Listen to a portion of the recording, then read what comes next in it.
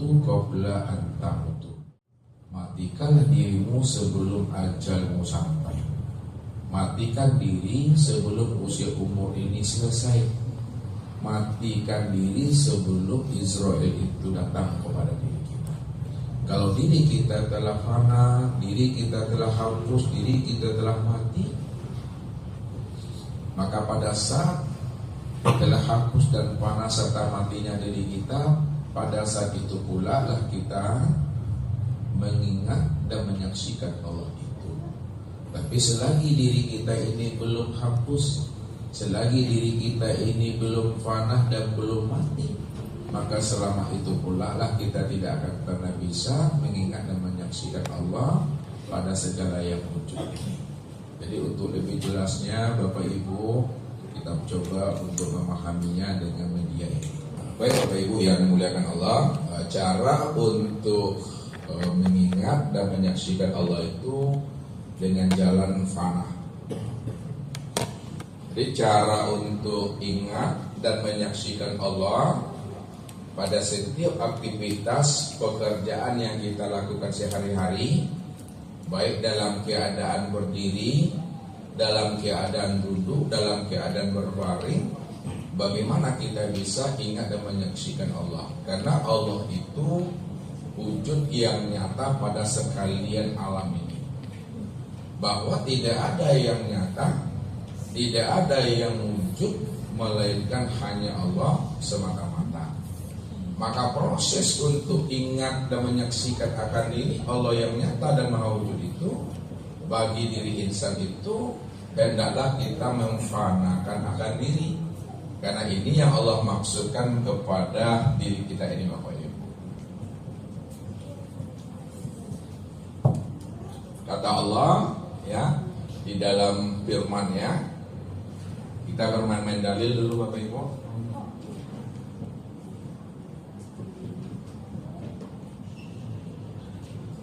La ilaha illallah. Tidak ada yang nyata, melainkan yang nyata itu hanya Allah. Tidak ada yang wujud, melainkan yang wujud itu hanya Allah. Yang kedua, Allah katakan kullu min indillah. Katakanlah Muhammad, kullu min indillah, bahwa tiap segala sesuatu itu datangnya daripada sisi Allah. Tidak ada dari sisi siapapun, semuanya datang daripada sisi Allah. Kemudian yang ketiga, kata Allah, ma indakum yanfadu wa ma indallahi baqi. Apa yang ada pada sisimu ya, itu hakikatnya yanfadu, tidak pernah ada. Hakikatnya itu hapus. Wa ma indallah baqi, dan apa yang ada di sisi Allah itulah yang kekal abadi. Kemudian kata Allah, kullu man alaiha fan wa yabqa wajhu rabbika zul jalali wal ikram. Bahwa segala yang ada ini, segala yang wujud itu hakikatnya itu fana, enggak ada, hapus. Wa yabqa wajhu, yang kekal itu hanyalah zat semata-mata, Zul Jalali wal Ikram, yang memiliki sifat kebesaran dan sifat kemuliaan. Jadi banyak lagi ayatnya Bapak Ibu. Allah katakan ya, la ilaha illahu kullu sayyin halikun illa wajhahu. Tidak ada yang nyata, hanya Dia. Tidak ada yang wujud, hanya Dia. kullu syai'in halikun, tiap-tiap segala sesuatu itu halikun, binasa, gak pernah ada, tidak pernah nyata. Illa wajhahu, yang ada, yang wujud, yang nyata dan yang terang itu hanyalah zat semata-mata. Itu yang dijelaskan. Surat yang lain juga mengatakan wallahu khalaqakum wa ma ta'malun. Allah lah yang menciptakan akan dirimu, dan Allah pula lah yang menciptakan apa-apa yang kamu berbuat. Kaki kita melangkah, tangan ini meraih, itu semuanya Allah yang memperbuatnya, Allah yang menciptakannya. Termasuk juga kehendak daripada hati kita. Kita punya niat, kita punya azam. Niat dan azam itu bukanlah datangnya daripada gerak diri kita, itu datangnya daripada gerak dan kehendaknya Allah. Makanya Allah katakan wa ma tasyauna, wa ma tasyauna illa ayyasha Allah. Wa ma tasyauna, dan tidaklah kamu bisa berkehendak illa ayyasha Allah, melainkan nyatanya kehendak Allah pada dirimu. Dalam surat lain juga dijelaskan Allah, wa ma romaita, wa ma romaita iz romaita walakinnallaha roma. Wa ma romaita, tidaklah engkau yang melempar, hai Muhammad. Iz romaita, ketika engkau melempar. Walakinnallaha roma, akan tetapi Allah lah yang melempar. Disinilah kita mesti mempertajam pandangan hati kita untuk meniliknya Allah yang wujud pada segala sesuatu. Karena tidak ada segala sesuatu, melainkan segala sesuatu itu, itulah nyatanya fiilnya Allah, nyatanya perbuatan dan pekerjaan Allah itu. Ini pandangan orang alim begitu. Maka memandangnya itu Bapak Ibu ada 4 jalan memandangnya itu untuk menilik ke dalam diri. Ya, sebelum kita masuk ke dalam fana ini, ya, ada memandangnya secara ro'a, ada memandangnya secara nazar, ada memandangnya secara basir, ada memandangnya secara absar. Semua arti ini melihat. Ro'a artinya melihat, nazara artinya melihat, basiro artinya juga melihat, absar juga artinya melihat. Lalu apa bedanya ro'a, nazar, basir dan absar? Nah, lihat, ro'a itu melihat dengan mata zahir. Jadi kalau kita melihat dengan mata zahir itu namanya ro'a. Yang kedua, melihat dengan pandangan nazara, itu melihatnya dengan pandangan hati. Jadi melihatnya dengan hati. Kemudian pandangan yang ketiga dengan basira, melihat dengan pandangan mata hati. Dan yang keempat, melihat dengan pandangan absar, yaitu melihat dengan pandangan hakikat mata hati.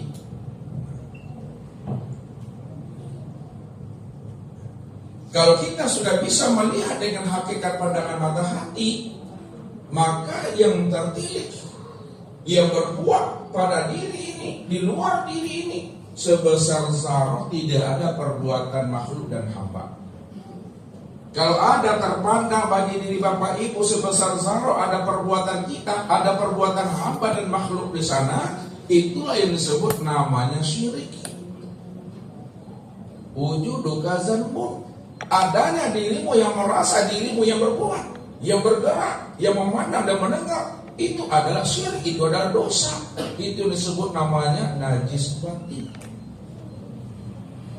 Jadi kalau diri kita ini sudah kena najis batin, Bapak Ibu, walaupun 7 samudera untuk membersihkan diri ini, tidak akan pernah bersih dan suci. Beda halnya kalau diri kita ini kena najis zahir, seperti najis anjing, najis babi, kotoran bayi, muntah, darah. Itu bisa dibersihkan dengan air yang ada di sumur, yang ada namanya di keran itu. Bisa dibersihkan, bisa dicuci, karena sifatnya zahir. Maka mensucikan dan membersihkan najis yang zahir, yang mesti dengan air yang zahir. Tapi membersihkan najis yang batin tidak pernah bisa dicuci dan dibersihkan dengan air yang zahir yang ada di muka bumi ini. Yang bisa mensucikan najis yang batin itu airnya tidak turun dari langit, tidak pula dia itu mencurah dari bumi. Tidak berubah rasa, wujud dan baunya. Itu disebut namanya air baharullah, air ma'rifatullah, air keikhlasan itu, air tauhid. Ini yang mampu membersihkan. Maka begitulah kita sebenarnya. Bagaimana diri kita ini betul-betul hapus dan wujud di hadapan Allah. Kalau diri kita ini telah hapus wujud kita, sifat kita ke dalam wujud dan sifatnya Allah, maka ketika itulah kita bisa mengingat dan menyaksikan akan Allah. Karena Allah cuma yang ada pada segala sesuatu ini. Segala sesuatu yang ada, segala sesuatu yang wujud, hanya diri Allah semata-mata, Bapak Ibu. Disitulah letaknya Allah itu qiyamuhu binafsihi. Allah itu cuma yang berdiri dengan sendirinya, karena dirinya cuma yang ada. Itulah makna daripada laisa kamitslihi syai'un. Dia tidak serupa dengan sesuatu, tidak bisa disamakan dengan sesuatu. Kenapa Allah itu tidak serupa dengan sesuatu, tidak sama dengan sesuatu? Karena segala sesuatu itu kenyataan dirinya. Segala sesuatu itu tidak ada.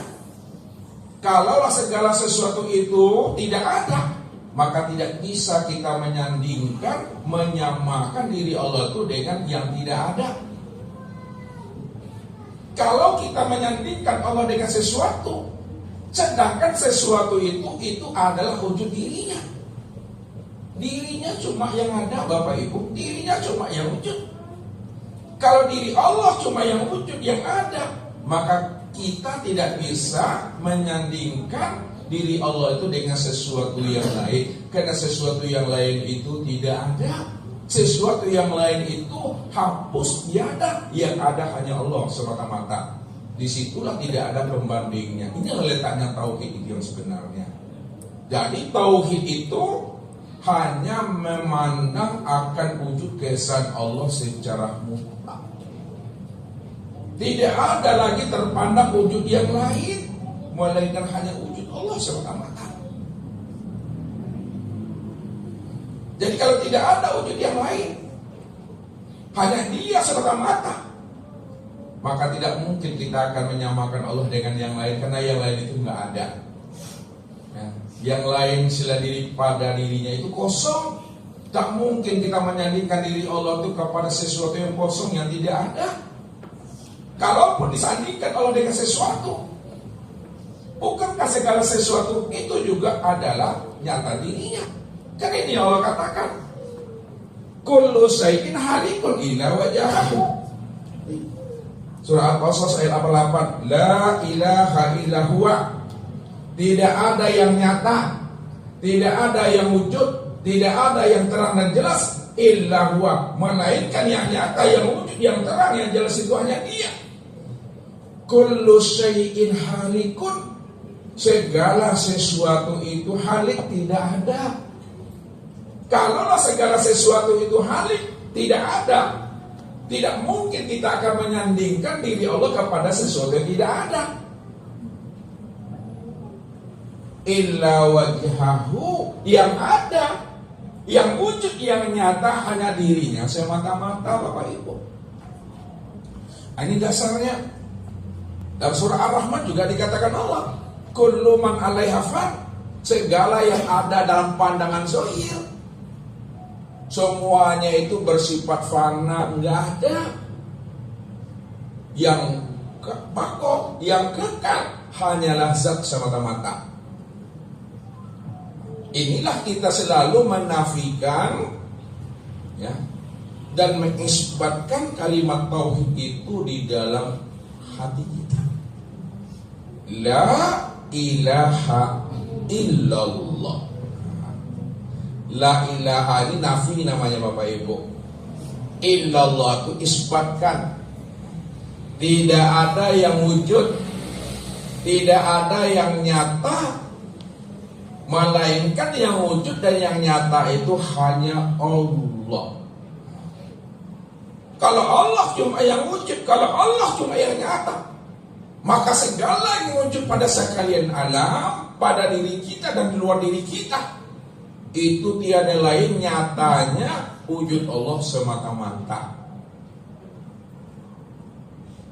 Disitulah Bapak Ibu bisa melihat Allah, bisa menyaksikan Allah, waktu berdiri, waktu duduk, waktu berbaring, dari setiap perbuatan, aktivitas dan pekerjaan yang kita lakoni sampai mati kita, Bapak Ibu. Itu yang namanya berkekalan. Tapi cara, jalan untuk bisa kita mengingat dan menyaksikan Allah itu, yaitu dengan jalan fana. Fana ini kuncinya. Betul-betul kita hapuskan diri kita ini. Yang mana yang diri kita? Kalau kita dah paham diri kita yang mana secara zahir dan batin, maka tilidah dengan pandangan ro'a, tilik dengan pandangan nazara, tilik dengan pandangan basira, tilik pula dengan pandangan absar, maka nampaklah wujud yang hakiki itu. Nampaklah wujud Allah yang sebenar-benar nyata dan ada, serta wujud pada sekalian alam, pada diri kita, dari setiap gerak dan diam itu hanya Allah lah yang qiyamu binafsihi itu. Caranya Bapak Ibu, insan